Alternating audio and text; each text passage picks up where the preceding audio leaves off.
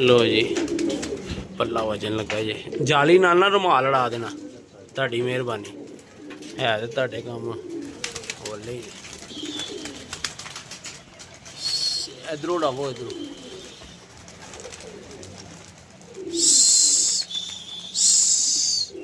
बस बस उत्ते उत्ते रख नूं जाली ना लड़ जाए निकल जाएंगे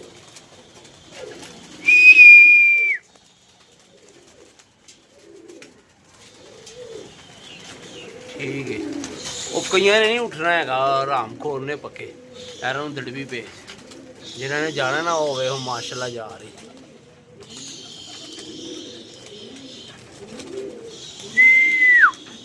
कुछ कबूतर तो माशाल्लाह पहले ही निकल गए हैं